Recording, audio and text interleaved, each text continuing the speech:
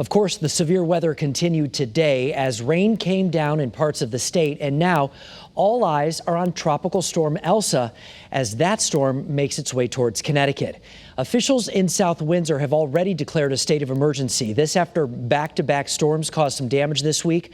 Plus, the anticipated impact from Tropical Storm Elsa.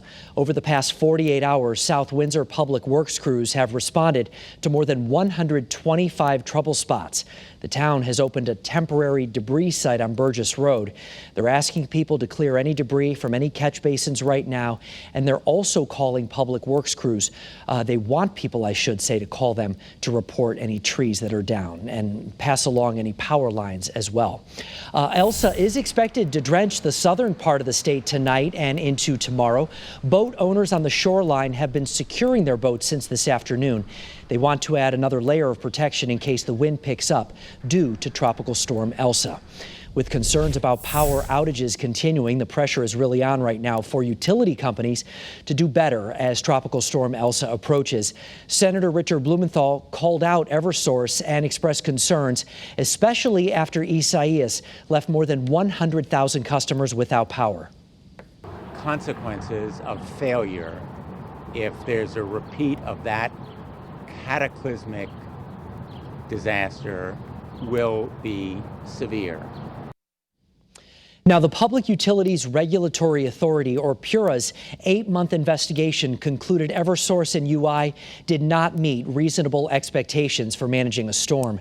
Earlier today, when the governor was asked if he's confident in the utility companies, he said, quote, "They better be better than the last time." All right, we've been getting a lot of questions. I have a whole bunch right here from many of you at home, and share them with us right now using the Channel 3 app as well about Elsa.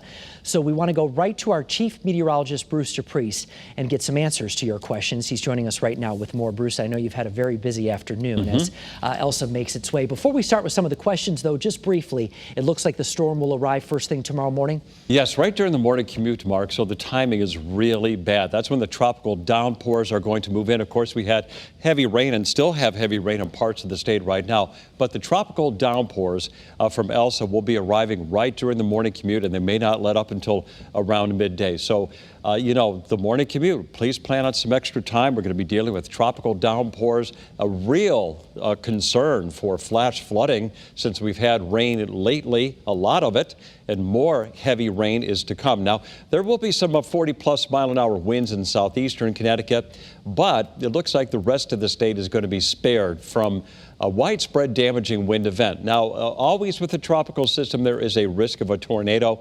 In this particular case, it appears to be low. But the big concern for the morning commute is the tropical downpours, torrential downpours, and the flooding. Also, you know, with the rain coming down so hard, Mark, you know, we're looking at poor visibility on the roadways in addition to a real threat for some hydroplaning. So allow yourself some extra time for sure.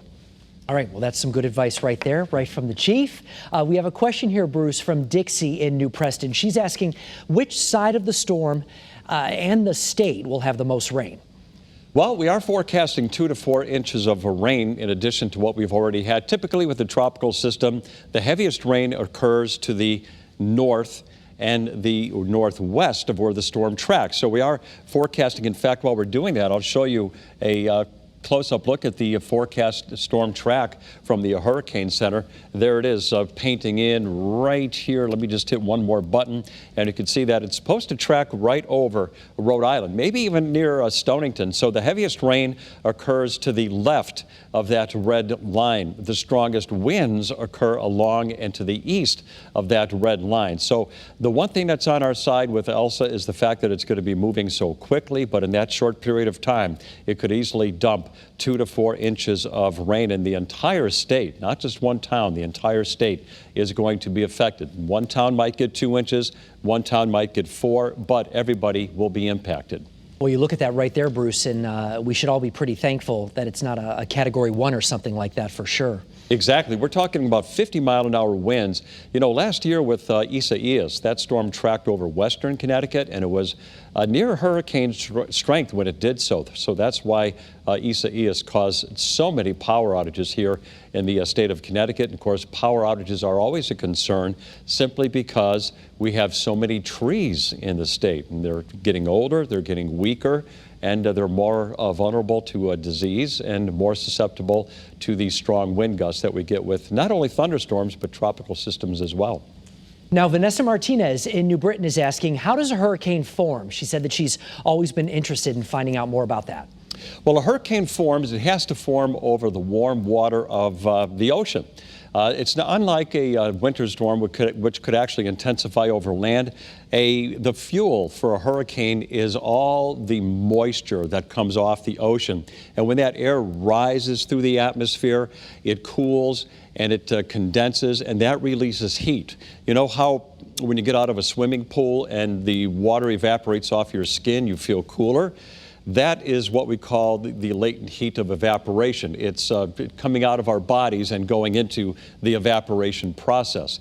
When thunderstorms form and hurricanes form, all that condensation, which is the opposite of evaporation, releases that heat, and it creates more buoyancy, and all that moisture over the ocean adds fuel to the fire. And if you get the right conditions aloft where the air is departing, allowing it to flow inward near the surface, then all the ingredients are there for a tropical storm or hurricane to form. Okay, Rose is asking, she lives in Orange.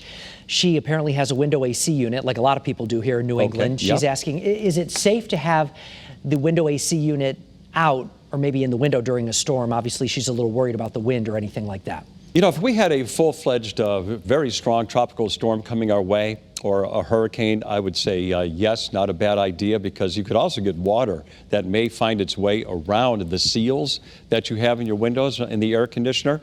But in this particular case, with the track of Elsa, we do believe that the strongest winds are going to be in southeastern Connecticut and even over Rhode Island and southeastern Massachusetts. So I would say leave the window air conditioner intact, but make sure that the seals are okay so you don't get water leaking into your home. Yeah, some good advice right there. Now, Kimberly in Milford is asking, and I think you've already kind of touched on this, will Elsa be like last year's storm, like Isaias? No, not at all. Because of the storm track, again, the storm track is more to the east than to the west. You don't want to be on, and I'm going to show the track one more time because this is really important. It makes all the difference in the world.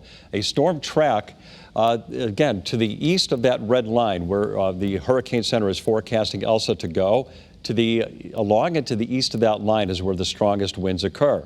To the left, the winds are weaker because the winds are coming in from the north and not in from the south or the southeast as you would get on the other side, on the eastern side of where the storm path is. So, Tropical Storm Isaias passed right over western Connecticut, and that put Connecticut right on the bad side of the storm, in addition to the fact that Isaias was a lot stronger than Tropical Storm Elsa. So everything came together all at once last year to create one of our worst power outages on record. Yeah, really, really bad situation for so many people. Leslie Cook in Mystic said she lives about a half mile from the coast in Mystic in an elevated area with a lot of trees. She's asking if she should expect downed tree branches or any damage. Yes, we do expect power outages, especially in southeastern Connecticut. So that is a concern, especially in southeastern Connecticut. Much of the state will probably see winds gusting no higher than 20 to 30 miles an hour. But in southeastern Connecticut, we're thinking that winds could gust to 40 miles an hour or higher. An outside chance we could see a gust of 50. So those winds could be strong enough, especially with all the rain we've had lately and the severe weather too, to maybe knock down some weak branches and tree limbs to cause some scattered power outages. All right, now Rich Stores from Marlborough has two questions here. Sure. First, he wants to know, how much should we worry about water getting into our basements from the storm? He's also asking which side of the storm track gets the most rain. Well, again, the side of the storm track is basically to the west of where the storm center tracks. So we're going to get a lot of rain here. And yes, basement concerns for flooding are very much there. In fact, I'm really worried about my basement. My basement tends to flood. So the ground is saturated. It cannot handle a lot more water. There's going to be a lot of runoff, especially when those tropical downpours occur. And therefore, water, unfortunately, could run into your basement. So I would suggest that if you have a basement that's prone to flooding, you might want to get some of those valuable items off the floor and elevate them somehow to accommodate the fact that you might get a couple of inches of water in your basement. Now, Bruce, over the past few days, you certainly know this. The greater Hartford area saw a lot of damage, a lot of trees down. We had crews all over the place. Sherry Petrus in Windsor is asking, should we be worried about the wind here in Windsor, or is this primarily a concern on the shoreline? I'm not worried about the winds for Windsor. Yes, it's primarily a shoreline concern, especially southeastern Connecticut in towns like New London, Groton, Stonington, maybe even all the way up to Norwich. And those are the towns that are under the tropical storm warning right now. Now put on your travel agent hat, Bruce, because Betty Donahue said she has a flight at 6:25 tomorrow morning out of Providence. She wants to get to Atlanta. Is that going to happen? Will it impact travel?